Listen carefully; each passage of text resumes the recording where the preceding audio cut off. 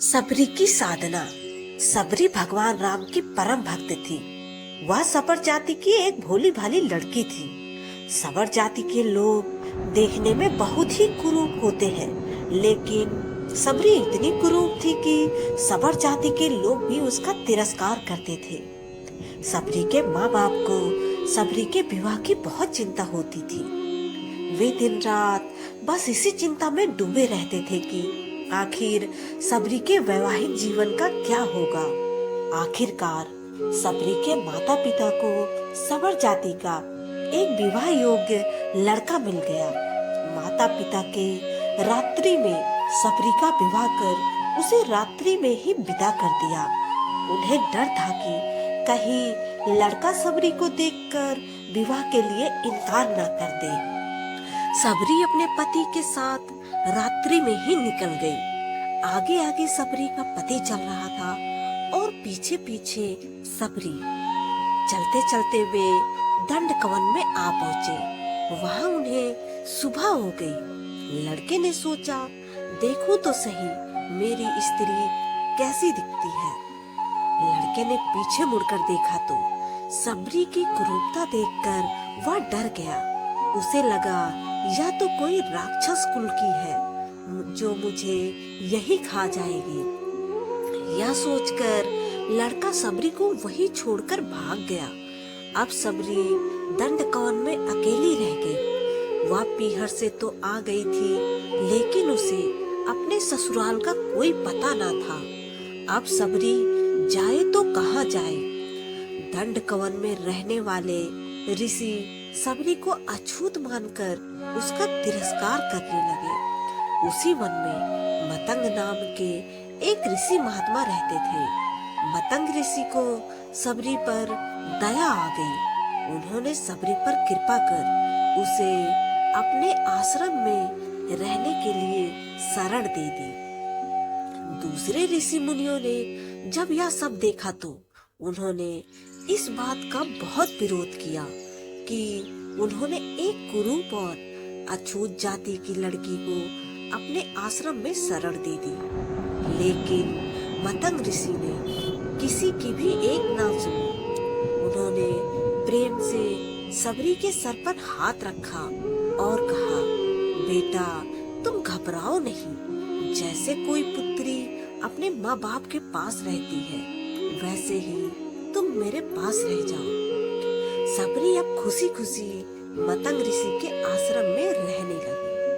सबरी को ऋषि मुनियों की सेवा करने में बड़ा आनंद आता था। सब ऋषि मुनि सबरी का तिरस्कार करते थे, इसलिए सबरी छिप छिप कर उनकी सेवा किया करती थी। रात में जब सब सो जाया करते थे तो सबरी रात में ऋषियों के स्नान के लिए पंपा सरोवर जाने वाले रास्ते को जाकर बुहार देती थी। जहाँ कंकड़ पत्थर पड़े होते थे उन्हें हटाकर वहाँ बालू बिछा देती थी। ऋषियों के लिए ईंधन लाकर रख देती थी। अगर कोई सबरी को देख लेता तो वह वहाँ से डर के मारे भाग जाती थी। उसे डर था कि कहीं मेरी छाया ऋषि मुनियों पर पड़ गई तो वह अशुद्ध हो जाएंगे। बस इसी प्रकार ऋषि मुनियों की सेवा में उसका समय बीतता गया। आखिर एक दिन वह समय भी आ पहुंचा जो सबके लिए अनिवार्य है। मतंग ऋषि का समय छूटने का समय आ गया था। जैसे माँ बाप के मरते समय बालक रोता है, वैसे ही सबरी भी फूट फूट कर रोने लगी थी। रोने के सिवा वह कर भी क्या सकती थी। मतंग ऋषि ने सबरी को अपने पास बुलाया और कहा, बेटा तुम चिंता न करो, एक दिन तुम्हारे पास भगवान राम आएंगे। बस इतना कहकर मतंग ऋषि ने अपना शरीर छोड़कर चले गए। अब सबरी दिन रात भगवान राम की प्रतीक्षा करने लगी। रात में किसी जानवर के चलने से पत्तों की खड़खड़ाहट भी होती तो सबरी बाहर आकर देखने लगती कि कहीं भगवान राम तो नहीं आ गए। वह प्रतिदिन कुटिया के बाहर पुष्प बिछाती और तरह तरह के फल लाकर रख देती थी।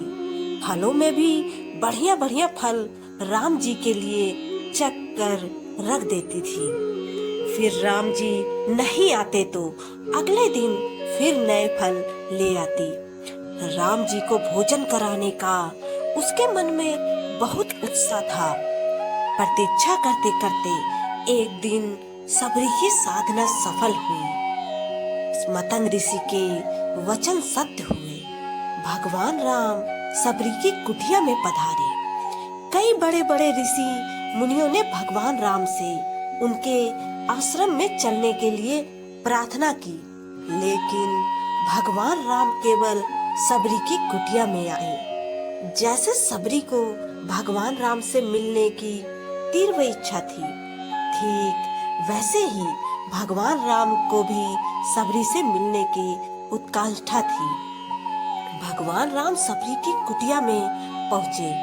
सबरी के आनंद की सीमा न रही। वह भगवान के चरणों में लिपट गई। जल लाकर उनसे भगवान के चरण धोए। फिर आसन बिछाकर भगवान को बिठाया। फल लाकर सबरी ने भगवान के सामने रखे और प्रेम पूर्वक उनको खिलाने लगी। जय श्री राम।